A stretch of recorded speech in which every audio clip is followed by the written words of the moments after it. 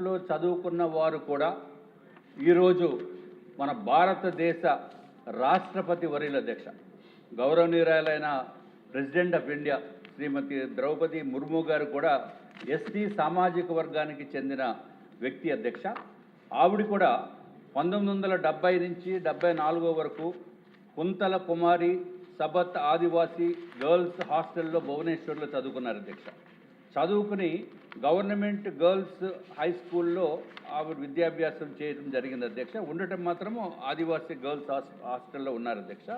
అట్లాగే 1974 నుంచి 79 వరకు అధ్యక్ష ఇందిరాగాంధీ ఆదివాసీ ఉమెన్స్ హాస్టల్ భువనేశ్వర్లో ఉంటూ గ్రాడ్యుయేషన్ కంప్లీట్ చేశారు అధ్యక్ష. రమాదేవి ఉమెన్స్ యూనివర్సిటీలో కంప్లీట్ చేయడం జరిగింది అధ్యక్ష. ఆవిడ 15వ రాష్ట్రపతిగా జూలై 25, 2022లో అధ్యక్ష ప్రమాణ స్వీకారం చేశారు అధ్యక్ష.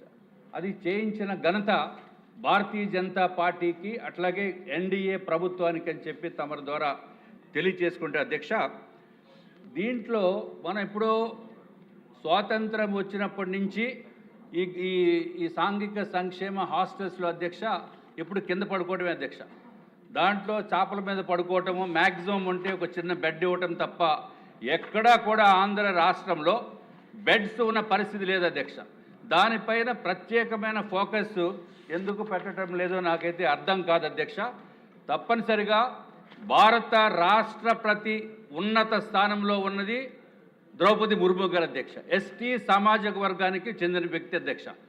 మరి అదే సామాజిక వర్గానికి చెందిన హాస్టల్స్లో బెడ్స్ కూడా లేకపోవడము ఇది ఎంతవరకు న్యాయం అధ్యక్ష? తప్పనిసరిగా దానిపైన ఫోకస్ అనేది లోపించిందని చెప్పడానికి ఏమాత్రం సందేహం లేదు అధ్యక్ష. అది ఒక్క ఆంధ్ర రాష్ట్రంలోనే అవుతుందా, మిగిలిన చోట్ల ఏ విధంగా ఉందో అయితే మనకు తెలియదు కానీ అధ్యక్ష.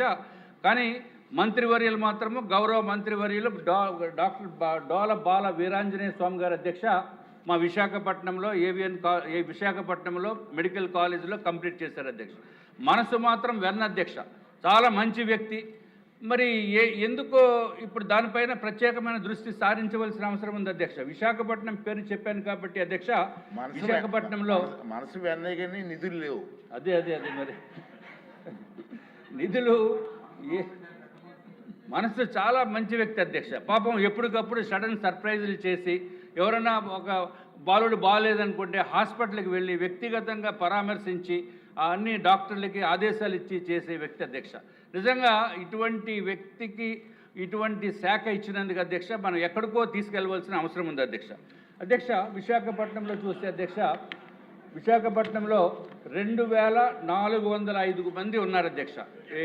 దీంట్లో ఈ హాస్టల్స్లో ఉంటున్న వ్యక్తులు అధ్యక్ష, పిల్లలు 23 హాస్టల్స్ ఉన్నాయి అధ్యక్ష. దాంట్లో అధ్యక్ష క్లోజ్ చేస్తాను. దాంట్లో అధ్యక్ష బేసిక్గా టాయిలెట్స్ 284 టాయిలెట్స్ ఉండాలి అధ్యక్ష. కానీ ఉన్నది మాత్రము 236 అధ్యక్ష. 53 టాయిలెట్స్ ఇంకా లేవు అధ్యక్ష. అట్లాగే బాత్రూమ్స్ 284 ఉండాలి అధ్యక్ష. అవైలబుల్ ఓన్లీ 199 అధ్యక్ష. కావాల్సింది ఇంకా 92 టాయిలెట్స్, 92 బాత్రూమ్స్ కావాల్సిన నెసెసిటీ ఉంది అధ్యక్ష. నిధులు ఏదో విధంగా మంత్రివర్యులు ఏదో విధంగా తీసుకురండి. మనము 3,23,000 కోట్ల రూపాయలు మనం బడ్జెట్ పెట్టుకున్నాము. దీనికి ఎంత అయిపోతుంది? అరే నిధులు లేకుండా ఎట్లాగా అధ్యక్ష? ఇది తప్పనిసరిగా దీనిపైన ప్రత్యేకమైన దృష్టి సాధించవలసిన అవసరం ఉంది అధ్యక్ష. ఏంటంటే బేసిక్గా ప్రాబ్లమ్స్ అధ్యక్ష, ఇక్కడ బెడ్స్ లేకపోవడం అనేది చాలా ఇంపార్టెంట్ ఇష్యూ అధ్యక్ష. నేల మీదే పడుకుంటున్నారు. నేల మీద ఇప్పుడు పడుకునే పరిస్థితి ఉందా? 20 సంవత్సరాలు 30 సంవత్సరాల క్రితం మనం కూడా నేలపైన పడుకునే వ్యక్తులమే. కానీ ఇప్పుడు నేల మీద పడుకుంటే లేవలేనటువంటి పరిస్థితి ఉన్నది. సో ఇవన్నీ కూడా మనం దృష్టిలో పెట్టుకోవాలి. చిన్నపిల్లలు అయితే పర్వాలేదు కానీ అధ్యక్ష, బట్ దాంట్లో ఫెసిలిటీస్ కూడా లేవు అధ్యక్ష. గౌరవ మంత్రివర్యులు ఫెసిలిటీస్ ఉన్నాయని అనే భావన వచ్చేటట్టు చెప్పారు. ఫ్యాన్స్ లేవు, లైట్లు లేవు, సరిపడ బాత్రూమ్స్ లేవు, టాయిలెట్స్ లేవు. అట్లాగే అధ్యక్ష ప్రీమెట్రిక్ విద్యార్థుల అధ్యక్ష ఉదయం 8 గంటలకి మనం హాస్టల్ నుంచి బయటికి వెళ్ళాలి అధ్యక్ష. భోజనం అది బాగానే పెడుతున్నారు అధ్యక్ష. కానీ తప్పనిసరిగా ఇంకా చేయవలసిన నెసెసిటీ ఉంది అధ్యక్ష. ముఖ్యంగా ఆడపిల్లల ఆరోగ్యం గురించి కూడా పట్టించుకోవాల్సిన అవసరం ఉంది అధ్యక్ష. అట్లాగే అధ్యక్ష నార్త్ నియోజకవర్గంలో మాకు